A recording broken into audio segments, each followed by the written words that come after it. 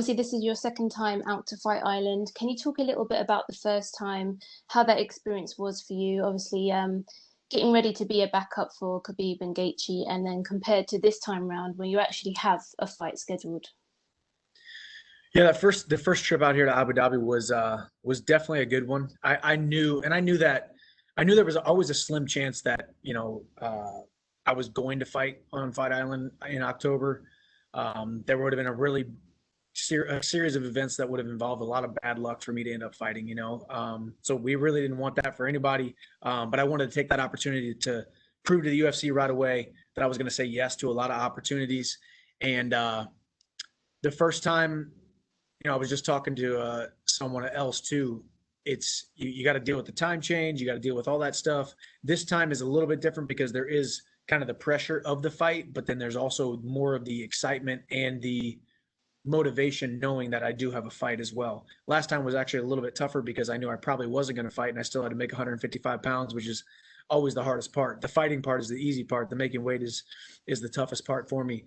But now I see familiar faces that I saw on Fight Island a couple months ago.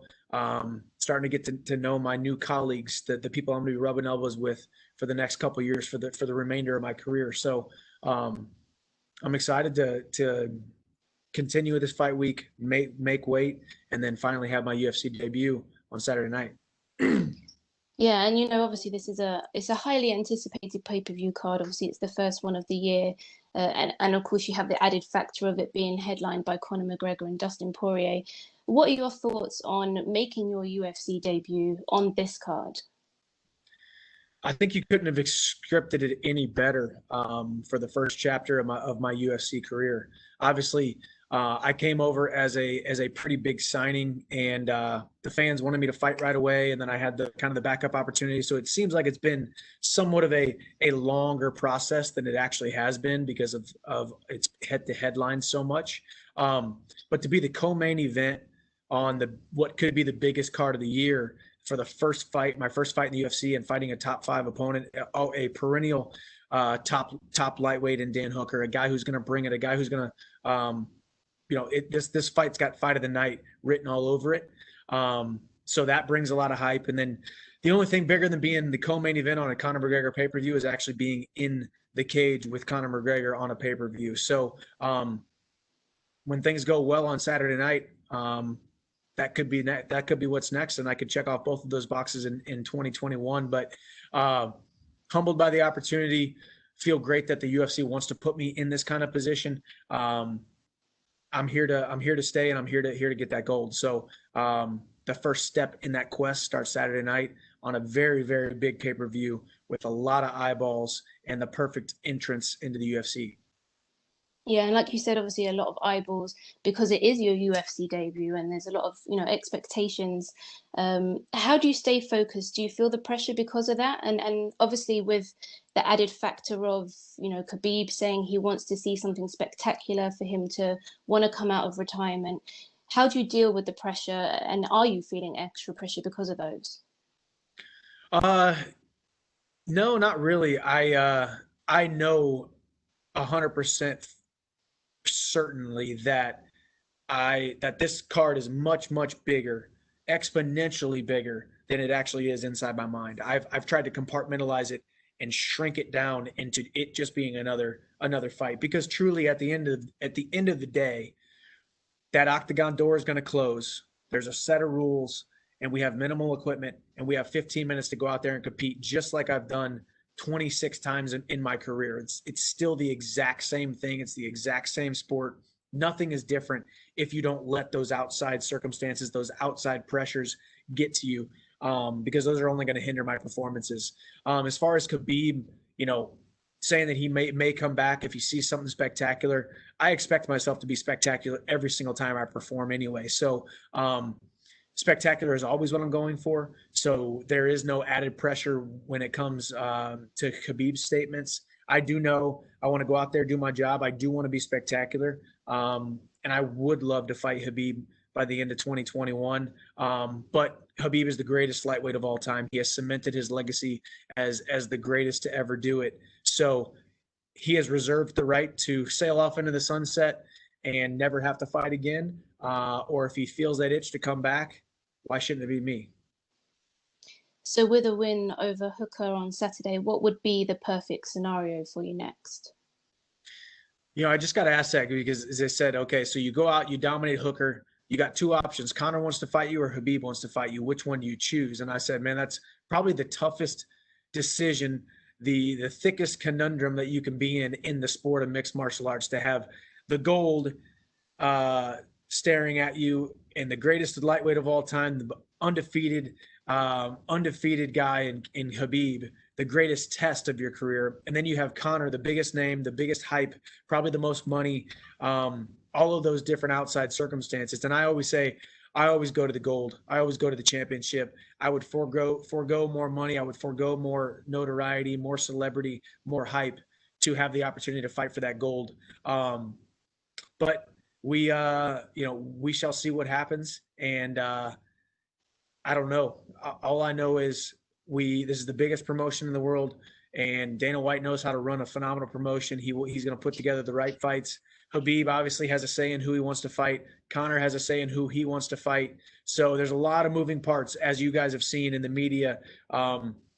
It hitting the headlines that I was supposed to fight Gaethje or Oliveira or Hooker, and then Gaethje again, and then it just kind of went back and forth and back and forth. There's a lot of outside circumstances that are out of my control as a competitor. So we will see. The cards will fall where they may. All I know is I got to go out there and do my job on Saturday night. All right. Well, good luck. Thank you very much. Thank you. I appreciate it. We'll go next to Sumik Datta with Sportskeeda. Your line is open. Hey, Michael. Good to see you, and I hope you're doing well. Yes, you too. Thank you.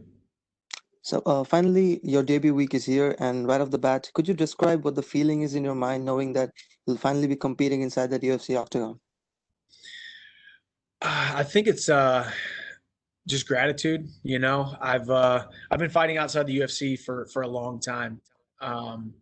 I've dreamed of this moment for a long time, and when I dreamt of it, I dreamt about the pressure that was going to come along with it. And if I'm being completely honest, I don't really feel it. I don't feel the pressure. I really don't. I feel like I'm in a win-win situation. I feel like the stage is set for me to go out there and capture everything I've ever wanted. I feel like the blank page is ready for me to just write the first chapter in this story of me coming to the UFC and what the rest of my career is going to look like. I'm ready to paint a masterpiece. I'm where I need to be physically, where I need to be mentally, where I need to be spiritually. I love the experience so far. I love the platform. I love the notoriety. I love the process. I love everybody here at the UFC. The process is going really, really well, and I'm really enjoying it. And talk to me. If you talk to me in 48 hours from now when I'm cutting weight, I'm 155 pounds, 156 pounds. It might be a little bit different. But I'm really enjoying the process thus far and ready to go out there and paint a masterpiece. Now, speaking of your debut, your first opponent, Dan Hooker, he's been on quite a run in the lightweight division. His last fight ended in a loss, but that was a 5-round war against Dustin Poirier. Now, I don't want to get into game planning, but what do you think makes Dan a dangerous opponent, and how do you plan on dealing with his pace? I think Dan's got one of the biggest hearts in the division. I think he's probably one of the hungriest guys in the division. This is a murderer's row. This is the biggest Shark Tank that the UFC has ever coming up with when it comes to a division. The lightweight division is probably the thickest and the most deep in the deepest in the promotion. And right there, you got Dan Hooker with probably one of the biggest hearts. And the guy who knows how to dish out damage. He knows he can take damage. He's got all the physical attributes to be a champion. He's got all the skill sets to be a champion. So I've prepared. I have left no stone unturned in preparation, in game planning, where I need to be, and he poses a lot of threats. Maybe more threats than some of the other guys that were on the short list of guys that I was maybe going to have to fight in my debut. But that's what excites me. That's what gets me excited. I haven't been an underdog since 2011. This is the first time I will be plus money, and it all makes sense. It's my UFC debut. I got to go out there and prove it. I got to go out there and earn it. And you put me in a scenario where I got to go out and earn something and prove something. that's a recipe for success for me. I've had to do it my entire life, and this is no different. Now, now you've made it quite clear that the UFC lightweight division is one of the deepest divisions right now. I'm sure you're willing to fight all the top guys in the division, but I'm also curious, have you taken note of the guys outside of the top six, maybe, like the likes of Paul Felder, Alia Quinta, and former champion like Rafael dos Anjos? And if so, is there anyone who's gotten your attention so far? Of course. I mean, I'm a fan as well. I study fights, I watch fights, I buy the pay-per-views, I sit at home and with my wife, and we enjoy the fights. So I'm always interested in the lightweight division. A lot of those names that you said are names that I've had my eye on for a long time, fighting outside the UFC and now inside the UFC. Listen, I think I got my eyes set on beating Dan Hooker and then only going up towards number one after that. But of course, everybody in that top 10 is a guy who is one win away from being thrust into the top 5, one win away from becoming a contender. So you got to keep your eye on all of them. And Paul Felder, I'm a fan of his style. Ally Quinta is actually a guy that I've trained with before. I'm a fan of his style. Dos Anjos, as you said, former champion.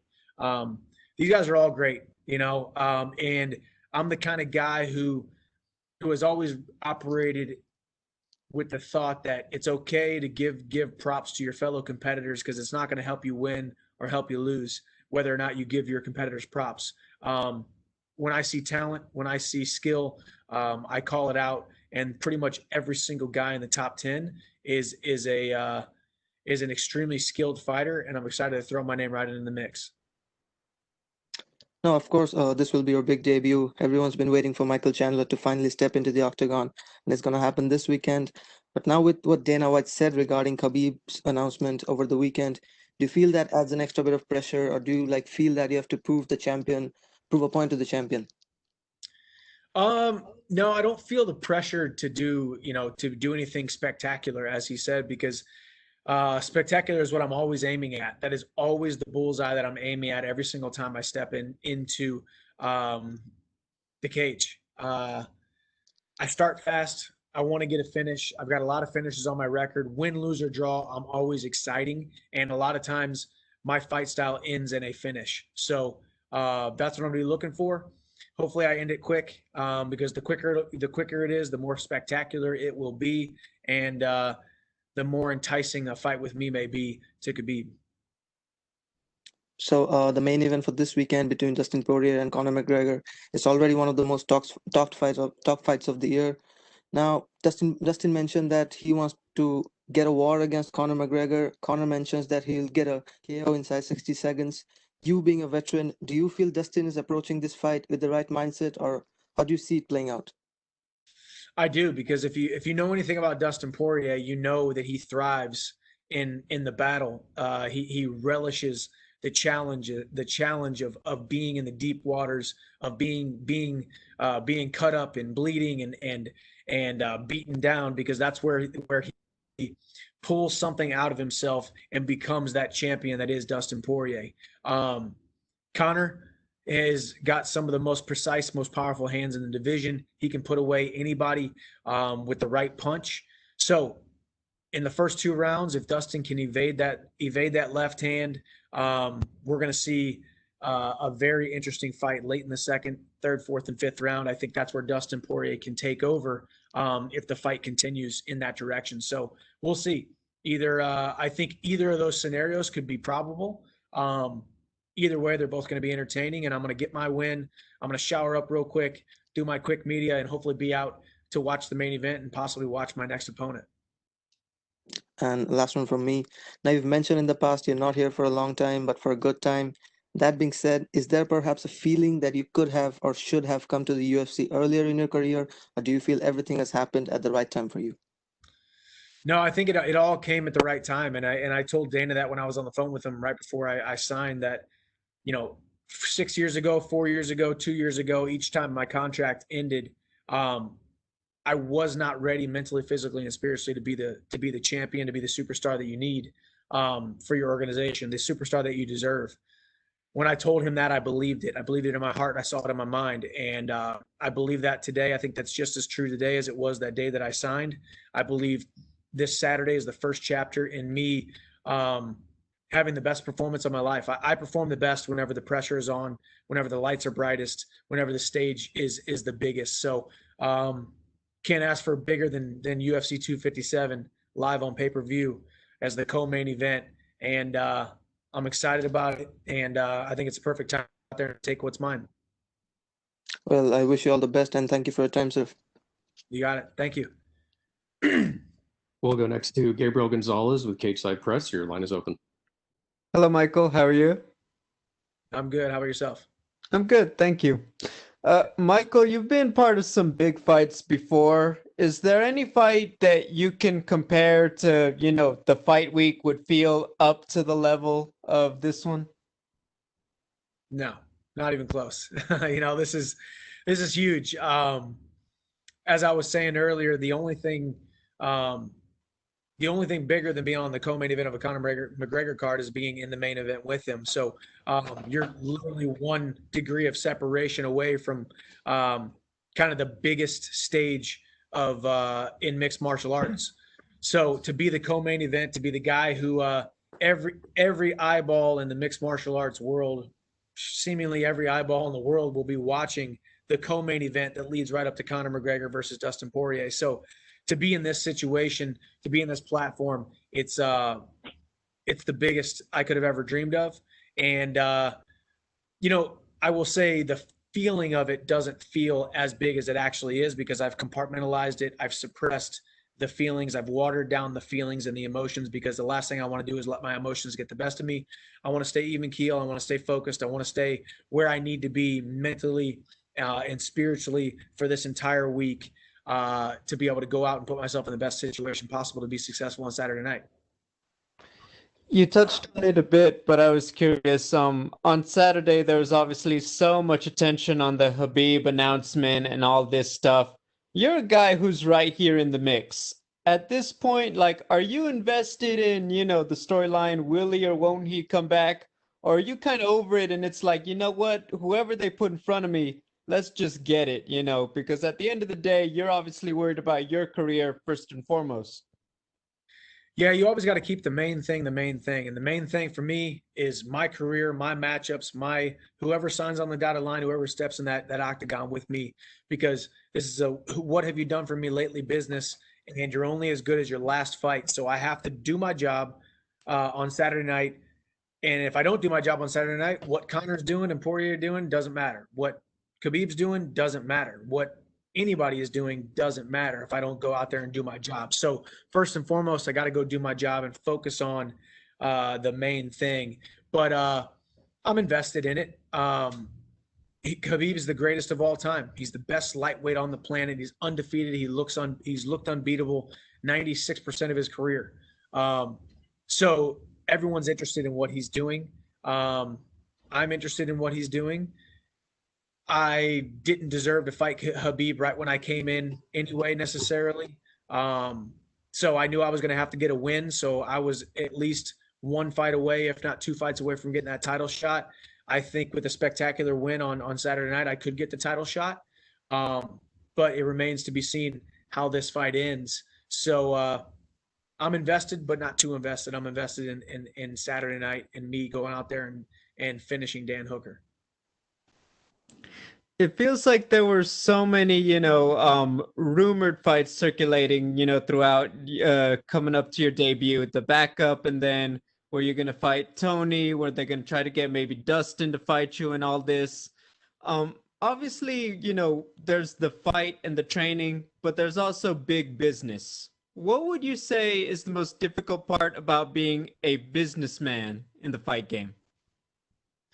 For me, I was actually kind of on the other side of the other guy. I was on the other side while the other guys were making business decisions. I think it wasn't a very good business decision for these guys to take a fight against me, the guy who was coming from another organization, an organization not as big as the UFC. I do have wins over 2 former UFC champions. I do have a great record. I do have an exciting fight style. The hardcore fans know exactly who I am, and the hardcore fans, quite frankly, know that I deserve to be in the top of this lightweight division. So, but to the average guy, or even to these guys in the UFC, nobody wanted to be the first guy to dip their toe in the water and challenge me. So I commend Dan Hooker for stepping up and saying yes. And I think it's Dana White, Sean Shelby, these guys trying to make these fights happen. And there's so many different outside circumstances, whether it be business or whether it be pleasure, whether these guys just want more time off or whether they just simply didn't want to fight me.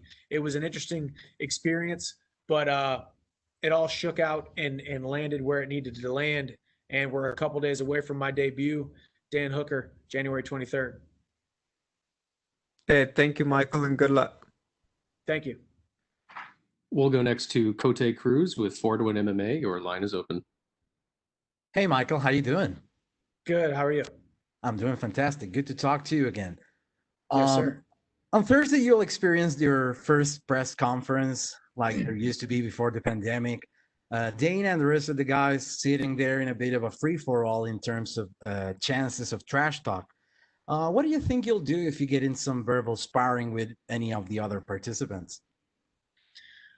Do what I've always done. Keep it respectful, but also throw a little wittiness in there. We'll see how it all unfolds. I mean, to me, a press conference, it's an entertainment thing. It's more for the fans. It's more for the media.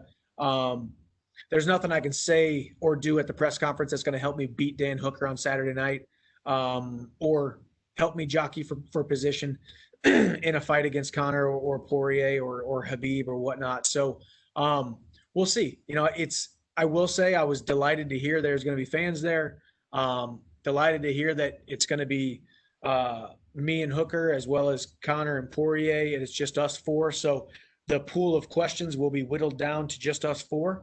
So I should be getting some questions. And it's my first UFC press conference, and there's fans, so it's a good time.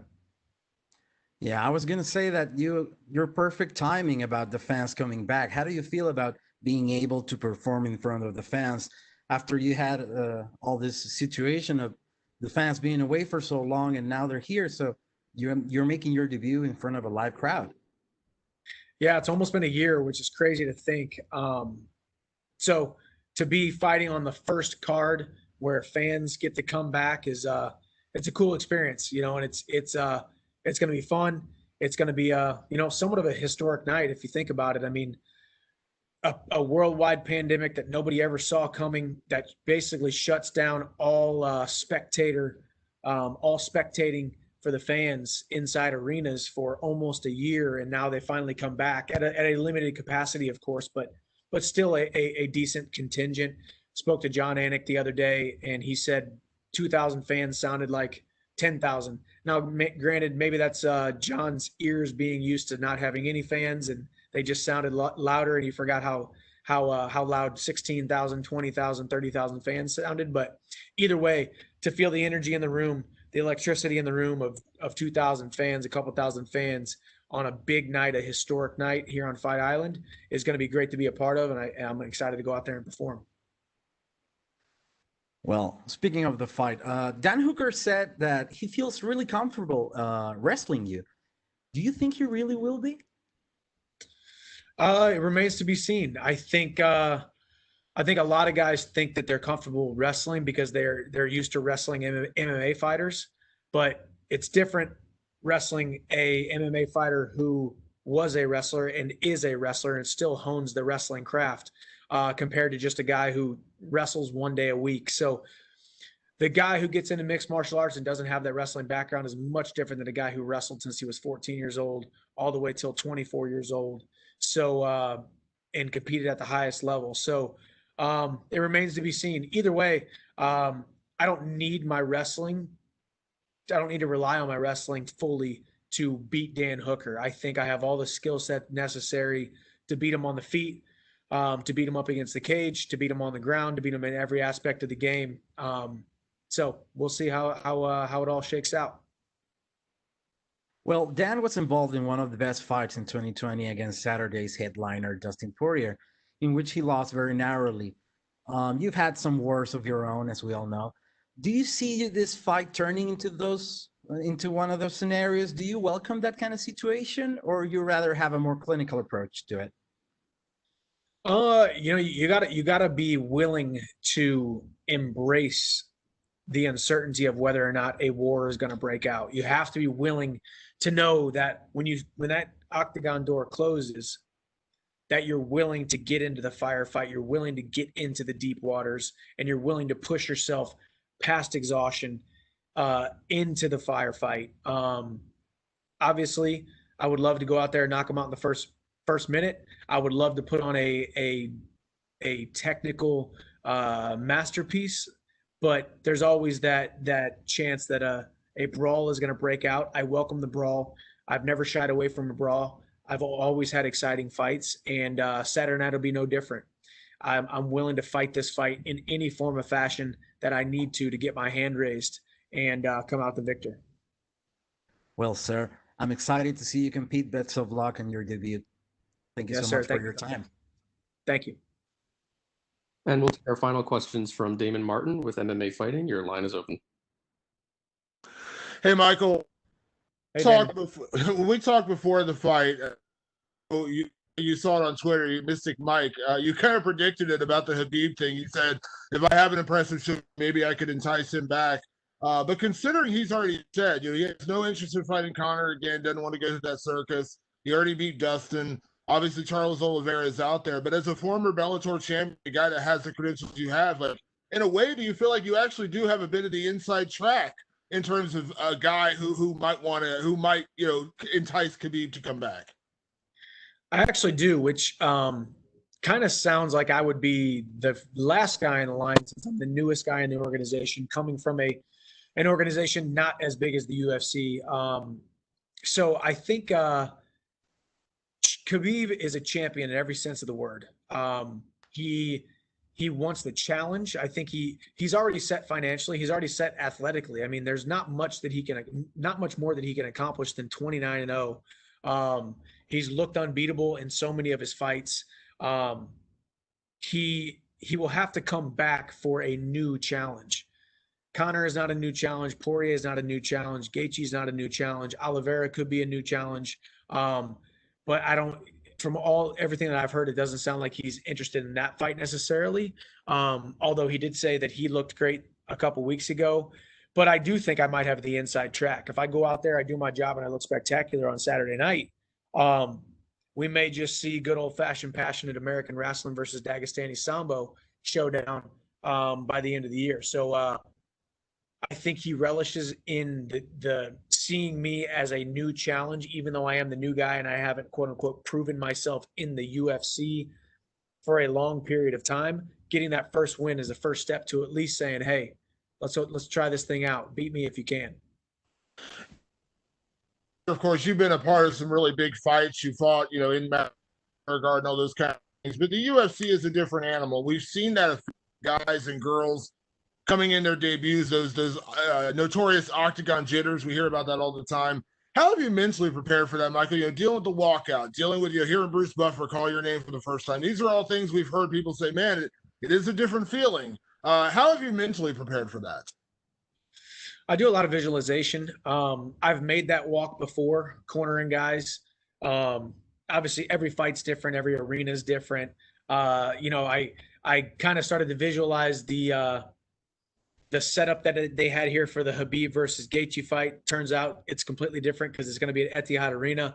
So you can never get it all perfectly, but visualizing it, being in that octagon, Bruce Buffer saying my name. I've seen it all. I've smelled it all. I've tasted it all. I've felt it all already before I actually step into the octagon. And I think I bring enough championship level experience to where I'd like to think that when that octagon door closes, it's the same thing I've done 26 times in my career. And that's a limited rule set with limited equipment and a guy in front of me, my weight, with 2 arms and 2 legs, and we got to compete against each other for 15 minutes. It's all the same. The level is higher, the platform is much bigger, but I'm trying to not focus on all the external forces, all the external circumstances of how big this fight is, all the eyeballs that are going to be on me, all the notoriety that comes with being on the co-main event of what seemingly may be the biggest card of the year. So we'll see, but I'm believing that I'm not going to feel that pressure come fight night. I know your team down at Sanford, a lot of great training partners. Well, one guy in particular I know you've worked with a lot, and he's mentioned your name. This fight is Gilbert Burns. Gilbert is a guy who has fought Dan Hooker. I know Gilbert and Dan are obviously completely different fighters, different body styles and things like that. But how much has Gilbert been a part of your camp in terms of getting ready for Dan, offering you any advice, considering he has fought Dan Hooker?